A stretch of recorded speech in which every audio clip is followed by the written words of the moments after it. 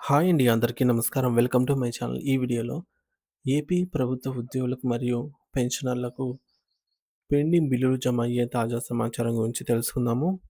Video అయితే ఎక్కడ గాని స్కిప్ చేయకుండా ఎండ్ వరకు చూసేయండి. అప్పుడే ఇన్ఫర్మేషన్ పూర్తిగా అర్థమవుతుంది.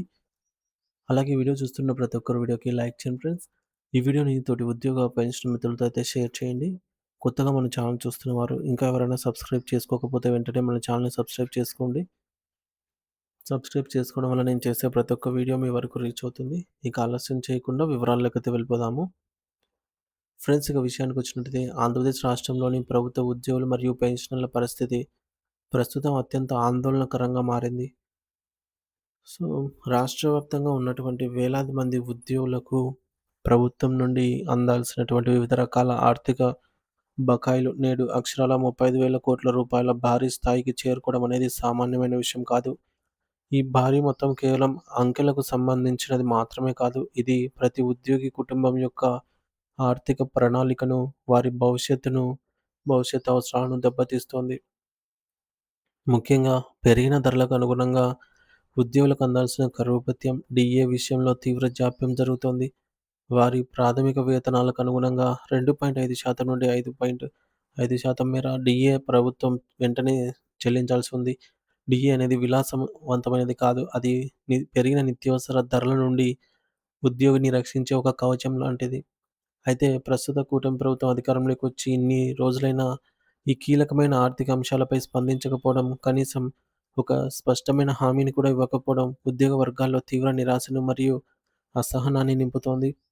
ప్రస్తుత గణాంకాలను పరిశీలిస్తే ప్రభుత్వం తన ఉద్యోగులకు ఇప్పటికే 3 డీఏలను ఆహ్, ప్రకటించాల్సి ఉంది. చట్టబద్ధమైన బాధ్యతలను కలిగి ఉంది. ఇదిలా ఉండగా కేంద్ర ప్రభుత్వం తన ఉద్యోగులకు మరో కొత్త డీఏని ప్రకటించే సమయం ఆసన్నమైంది. ఒకవేళ కేంద్రం ఆ ప్రకటన చేస్తే మన రాష్ట్రంలో పెండింగ్‌లో ఉన్న డీఏల సంఖ్య 4కు చేరుకునే ప్రమాదం ఉంది.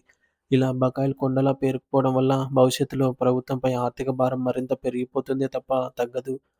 మరోవైపు ఉద్యోగుల పాలిట సరెండర్ లీవ్ అనేది అత్యవ అత్యవసర సమయాల్లో ఒక ఆర్థిక ఆసరాగా ఉంటుంది. కానీ ప్రభుత్వం ఈ విషయంలో కూడా ఘోరమైన నిర్లక్ష్యాన్ని ప్రదర్శిస్తోంది. సాధారణంగా బడ్జెట్ ప్రసంగంలో ఉద్యోగుల సంక్షేమం గురించి ప్రస్తావన ఉంటుంది. కానీ ఈసారి బడ్జెట్‌లో సరెండర్ లీవ్, నగదు మార్పిడి గురించి ఎలాంటి ఊసు లేకపోవడం ఉద్యోగులను విస్మయానికి గురిచేస్తోంది. రాష్ట్ర వ్యాప్తంగా సుమారు 108-200 కోట్ల మేర సరెండర్ లీవ్ బకాయిలున్నాయి. తమ పిల్లల చదువులకో లేదా ఇంట్లో జరిగే శుభకార్యాలకు ఈ డబ్బును వాడుకోవాలని ఆశపడ్డ ప్రతి ఒక్క ఉద్యోగికి ఇప్పుడు ప్రభుత్వం వైపు దిక్కు తోచని స్థితిలో చూస్తూ ఉన్నారు. ఇక ఏపీజీఎల్ఐ సంస్థ ద్వారా ఉద్యోగులు తమ భవిష్యత్తు భద్రత కోసం పొదుపు చేసుకున్న నిధులకు సంబంధించి కూడా గడ్డు పరిస్థితులు ఎదురవుతున్నాయి. ఉద్యోగులు తమ అత్యవసరాల కోసం పెట్టుకున్న లోన్ అప్లికేషన్ మరియు పదవీ విరమణ చేసిన వారికి రావాల్సిన ఫైనల్ క్లెయిమ్స్ ట్రెజరీలో కుప్పలు కుప్పలుగా పేరుకుపోయాయి. వీటిని విడుదల చేయడంలో ప్రభుత్వం మౌనం వహించడం అంటే ఉద్యోగి తన సొంత సొమ్మును తానే వాడుకోలేకపోవడం వంటి దారుణమైన పరిస్థితికి నిదర్శనం. మరింత బాధాకరమైన విషయం ఏమిటంటే సుదీర్ఘ కాలం పాటు ప్రభుత్వానికి సేవ చేసి రిటైర్ అయిన ఉద్యోగుల పరిస్థితి 300 రోజుల సంపాదిత సెలవుల నగదును రిటైర్మెంట్ రోజునే అందజేయాలి. కానీ ప్రభుత్వం ఆ ఊసే ఎత్తడం లేదు. గ్రాట్యుటీ విషయంలోనూ ఇదే నిర్లక్ష్య ధోరణి కొనసాగుతోంది. గడిచిన 8-9 నెలల కాలంలో రిటైర్ అయిన సుమారు 800 మంది ఉద్యోగులు తమ జీవితకాల కష్టార్జితమైన గ్రాట్యుటీ మరియు సెలవు నగదు కోసం కార్యాలయాల చుట్టూ ప్రదక్షిణలు చేస్తున్నారు. వృద్ధాప్యంలో వైద్య ఖర్చులకు డబ్బులు లేక వారు పడుతున్న నరకయాతన వర్ణనాతీతం. ఆరోగ్య భద్రతకు సంబంధించి మెడికల్ రియంబర్స్‌మెంట్ బకాయిలు మరో పెద్ద సమస్యగా మారాయి. తమ అనారోగ్య కొ అనారోగ్యం కోసం అప్పులు చేసి వైద్యం చేయించుకున్న ఉద్యోగులకు రావాల్సిన 50,00,00,000 మేర క్లెయిమ్‌లను ప్రభుత్వం పెండింగ్‌లో పెట్టింది. ఒక్క జిల్లా స్థాయిలోనే 50,00,00,000 ఉన్నాయంటే రాష్ట్ర వ్యాప్తంగా పరిస్థితి ఎంత తీవ్రంగా ఉందో ఊహించుకోవచ్చు. అనారోగ్యంతో బాధపడుతున్న ఉద్యోగికి తన వైద్య ఖర్చులు తిరిగి రావటం వల్ల వారు మానసిక ఒత్తిడికి తిరిగి రాకపోవడం వల్ల మానసిక ఒత్తిడికి గురవుతున్నారు. సంబంధిత ఫైళ్లను అధికారులు ప్రాసెస్ చేయకపోవడంపై ఉద్యోగులు ఆరోగ్య హక్కును భంగం కలిగించడమే అవుతుంది. ప్రభుత్వం వెంటనే ఈ ఫైళ్లను క్లియర్ చేసి బాధితులకు ఆర్థిక ఊరట కల్పించాల్సిన అవసరం ఎంతైనా ఉంది.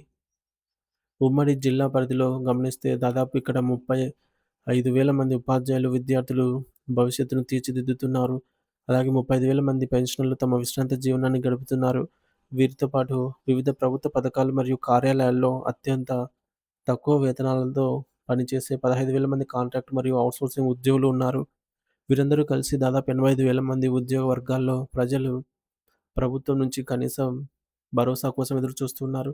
ఇంత పెద్ద సంఖ్యలో ఈ మేరకు సమస్యలు పోకపోవడం పట్ల సమాజంలో ఒక రకమైన అశాంతి నెలకొంది.